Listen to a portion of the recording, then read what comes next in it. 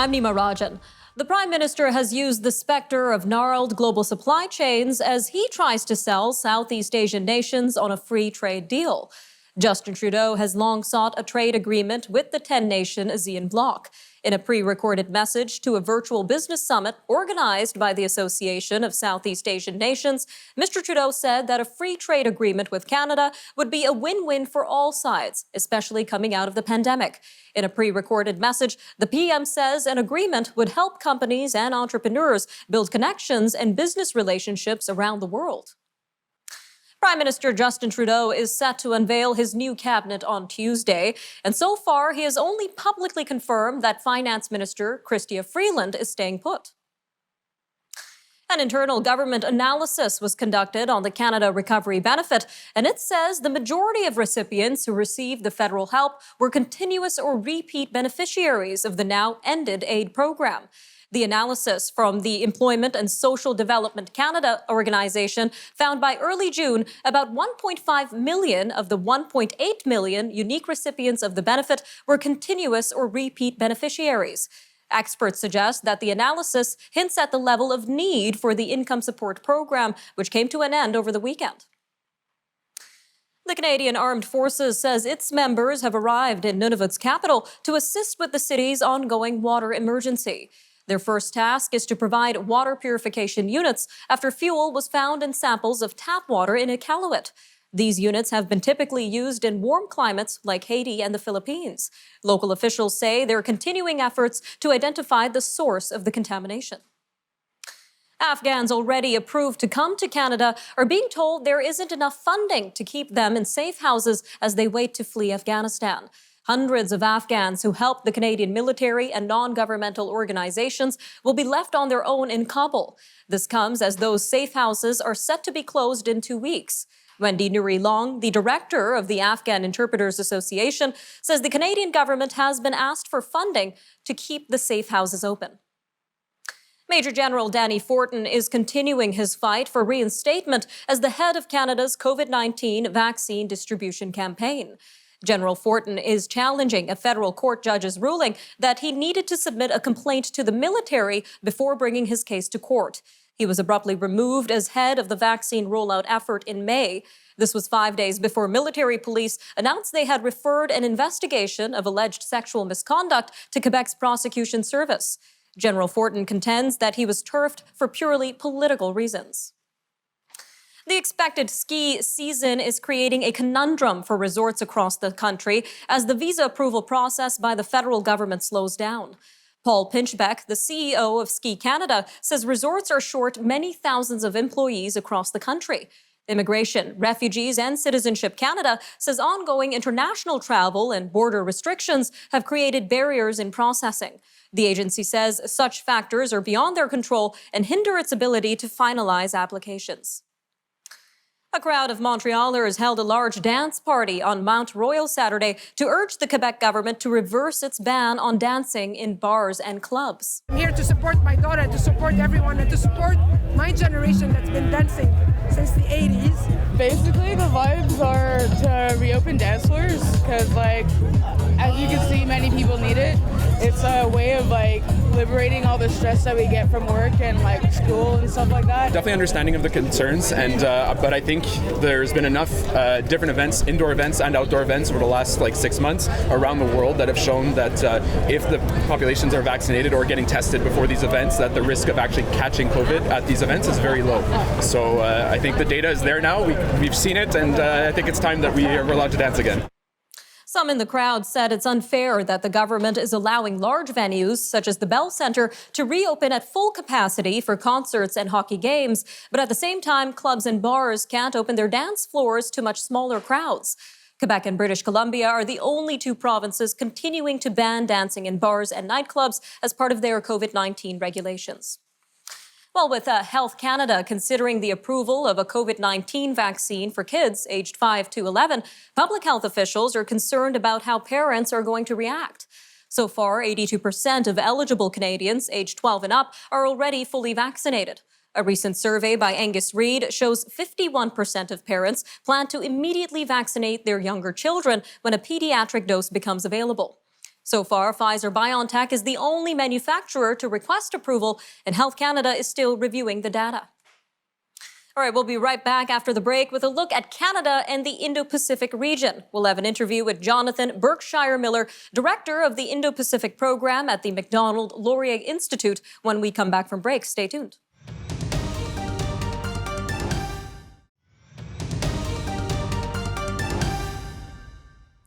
Prime Minister Justin Trudeau is trying to persuade a bloc of Southeast Asian nations to enter into a free trade deal with Canada. The Association of Southeast Asian Nations is a group of 10 countries in the Indo-Pacific region. The Prime Minister says that a free trade agreement with Canada would help protect supply chains from the uncertainties and bottlenecks caused by COVID-19. This comes as a new paper suggests Canada should develop its engagement in the Indo-Pacific region. A new outlook strengthening cooperation between Canada, Indonesia, and ASEAN in the Indo-Pacific is the latest release from the Macdonald-Laurier Institute. And with us to unpack it all is Mr. Jonathan Berkshire Miller, the director of the Indo-Pacific program at MLI and one of the authors of the publication. Sir, welcome to Forum Daily. Thanks so much for having me on. So let's simplify this a little bit for our viewers, sir. Let's start with what exactly the ASEAN bloc is and why the Prime Minister is highlighting the importance of a trade deal right now. So as you mentioned in the onset, ASEAN is a grouping of 10 nations in Southeast Asia. But of critical importance, this bloc has a GDP, combined GDP of $3 trillion US dollars. So it's a viable economic bloc.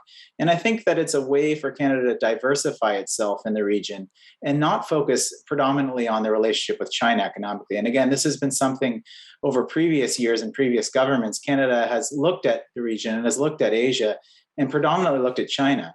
But I think ASEAN is an important group, and this is an area that Canada should be looking much more closely with in coming years. And do you think this is a new development in Canadian foreign policy, sir? Well, it's a growing development. So I think Canada is a little bit behind the eight ball. Many of our friends in Europe and those in Asia have already developed strategies for this region, what they call Indo-Pacific strategies. Canada is a little bit far behind on this.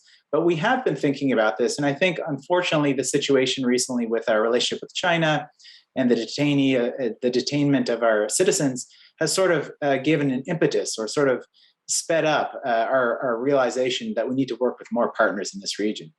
All right, sir, let's clarify the importance of this region for our viewers here. So what exactly is the Indo-Pacific region and how is it important to Canada in particular? So the Indo-Pacific region is a range of different states. So traditionally, Canada has thought about Asia in an East Asian context, which looks at Northeast Asia and Southeast Asia, ASEAN, as we're discussing today.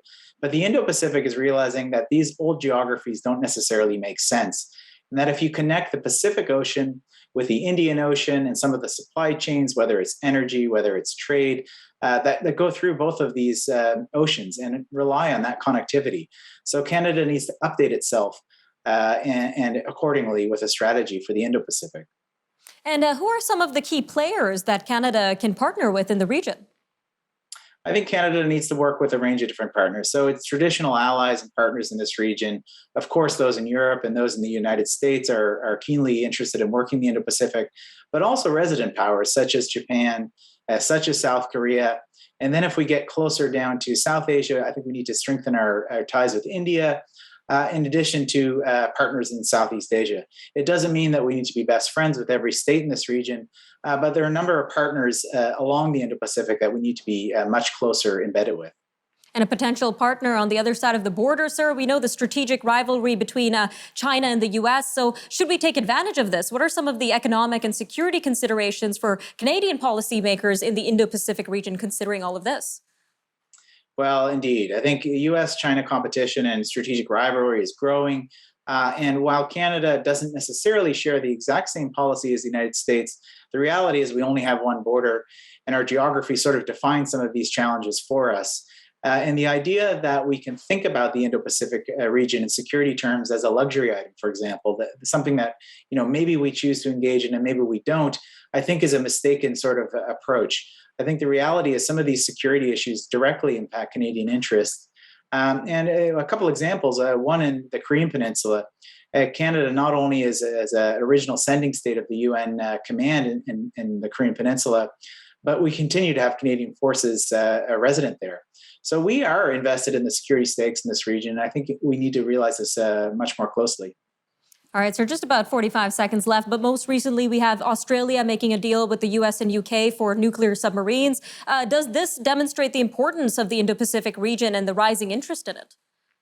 I think it does. And I think it also recognizes that the way that we engage in this region needs to change as well. So, of course, it's a benefit that we're involved in many of the multilateral clubs, including the Asia-Pacific Economic Cooperation and ASEAN, as we talked at the onset. But it's a necessary but insufficient way to address these challenges. I think we're also going to have to start looking at these minilateral groupings, such as AUKUS and others, to meet the challenges of the day. All right, Mr. Miller, thank you again for joining us today on Forum Daily. Thanks. It's been a pleasure. All right, we'll be back with a look at stories from around the world on Forum Daily News, so stay tuned. We'll be back after a short break.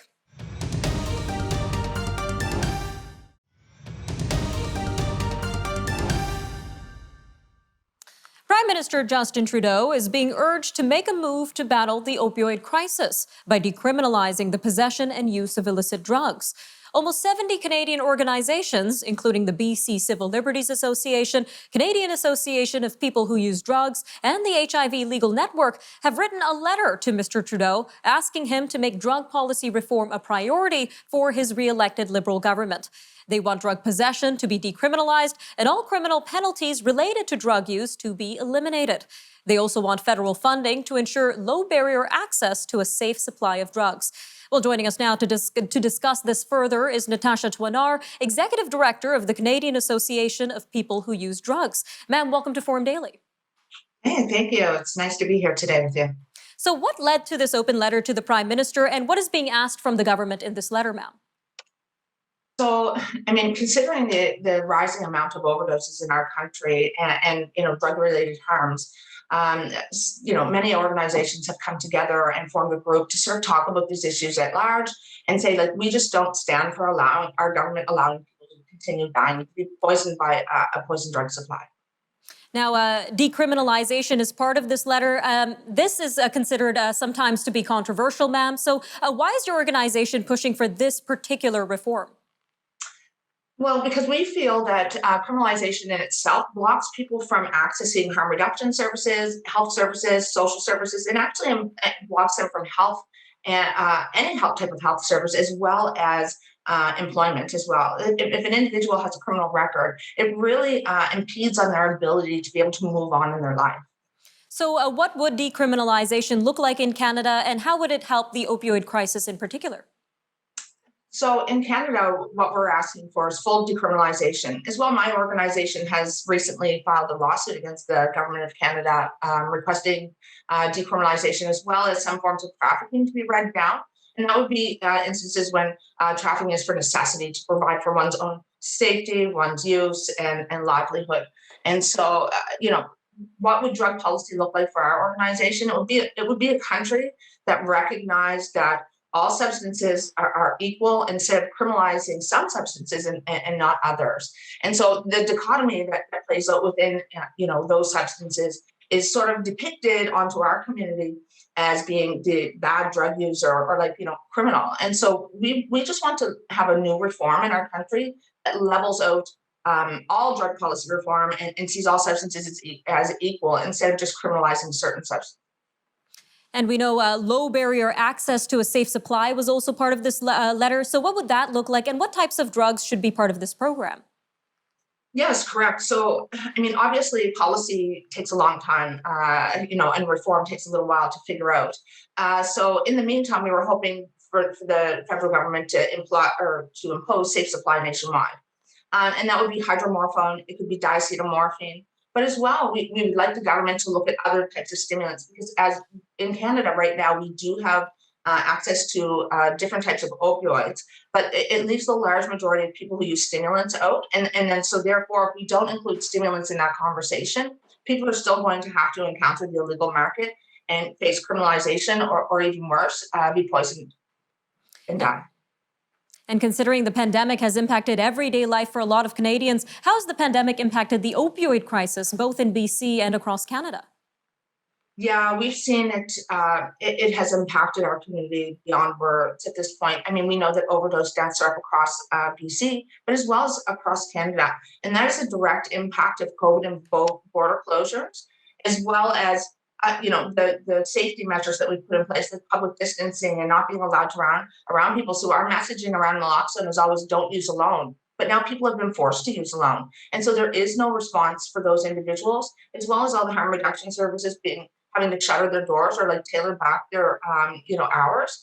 Our community has suffered beyond belief, and I think it shows into the overdose numbers that have increased. I mean, look at BC. I mean, they were up like 60% or 70% over last year, and it's been a trend that's going across Canada.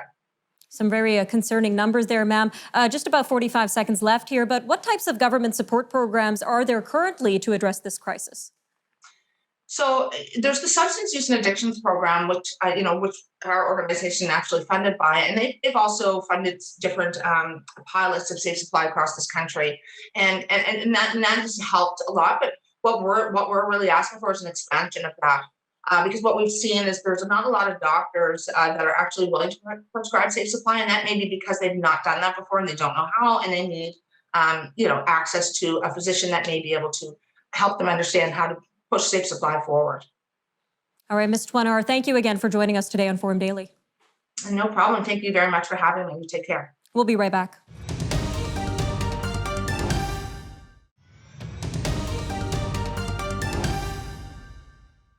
Sudan's leading general has declared a state of emergency. This comes hours after his forces arrested the acting prime minister and other senior government officials. In a televised address on Monday, General Abdel Fattah Burhan announced that he was dissolving the country's ruling sovereign council, as well as the government led by Prime Minister Abdallah Hamdok. General Burhan said a new technocrat government would lead the country to elections. The Information Ministry earlier described Monday's actions as a coup. In response, thousands flooded the streets of Khartoum and its twin city, Omdurman, to protest the apparent military takeover. Turkish President Recep Tayyip Erdogan has ordered 10 foreign ambassadors to leave the country. The ambassadors had issued a statement earlier this week calling for a resolution to the case of Osman Kavala. He is a businessman and philanthropist held in prison since 2017, despite not having been convicted of a crime. The ambassadors are from Canada, the US, Netherlands, France, Germany, Denmark, Sweden, Finland, Norway, and New Zealand. Amnesty International will close its 2 offices in Hong Kong this year amid a crackdown on political dissent. An Amnesty official said Hong Kong's national security law, implemented in 2020, has made it effectively impossible for organizations to work freely without fear of serious reprisals. Amnesty International Chair Anjula Maya Singh Bais said the recent targeting of local human rights and trade union groups signaled authorities were intensifying their campaign to rid the city of dissenting voices. The husband of UK charity worker Nazanin Zaghari Ratcliffe has gone on a hunger strike again. This comes after a court decided that she has to spend another year in a prison in Iran. Ms. Zaghari Ratcliffe has been detained for more than 5 years in Iran. Husband Richard Ratcliffe started his fast on Sunday outside the British government's Foreign Office in central London. Ms. Zaghari Ratcliffe was taken into custody in April 2016. She was convicted of plotting to overthrow Iran's government. She, her supporters, and rights groups deny the charge. A UN Security Council mission that is visiting Mali this weekend to assess the security situation is urging the country's authorities to set elections for February. The mission, led by Kenya's ambassador to the UN, met with civil society organizations, groups that signed a peace agreement, Mali's prime minister, and the transitional president during their weekend visit. Malian authorities have said they want to organize days of consultations in December amongst Malian groups to determine a path toward elections. A powerful storm barreled toward Southern California. This after flooding highways, toppling trees, and causing mud flows in areas burnt bare by recent fires across the northern part of the state. Drenching showers and strong winds accompanied the arrival of an atmospheric river, which is a long and wide plume of moisture pulled in from the Pacific Ocean. Flooding was reported across the San Francisco Bay Area. To the north, State Route 70 was closed due to mudslides within the Dixie Fire burn scar. The Weather Service's Sacramento office warned of potentially historic rain. Haiti's capital has been brought to the brink of exhaustion by fuel shortages. This comes after staggering along despite an earthquake, the assassination of the president, gang violence, and mass kidnappings. More than 2 weeks of fuel deliveries interrupted by gang blockades and abductions of fuel truck drivers have driven residents of Port-au-Prince to a desperate search for gasoline and diesel. The fuels are widely used to run generators needed to compensate for the country's unreliable electrical system. Protests have broken out, and the capital's foremost pediatrics hospital says it has only 3 days of fuel left to run ventilators and medical equipment. The average U.S. price of regular gasoline spiked 13 cents over the past 2 weeks to $3.44 per gallon. That price is $1.22 higher than a year ago. Industry analyst Trilby Lundberg of the Lundberg Survey said on Sunday that the rise comes as the cost of crude oil surges. A team of young scientists in South Africa is assembling the equipment needed to reverse engineer Moderna's COVID-19 vaccine. The scientists are trying to get around an industry that has vastly prioritized rich countries over poor in vaccine sales and manufacturing. The research team in Cape Town is working with highly unorthodox backing from the World Health Organization. Moderna says it's more efficient to expand its own production than share its technology. Well, a citizen-led project called A Better Tent City has been providing shelter and community during the COVID-19 pandemic for about 50 people who used to live on the streets in Kitchener, Ontario. The project, that has the blessing of the city, offers heated cabins, free meals, mobile health care, and freedom from restrictions in the shelter system. Those who live here say they're happier than they've been in a very long time. All right, that'll do it for your look at national and international news for today. I'm Nima Rajan, and this was the Forum Daily News. Take care, Canada. We'll see you next time.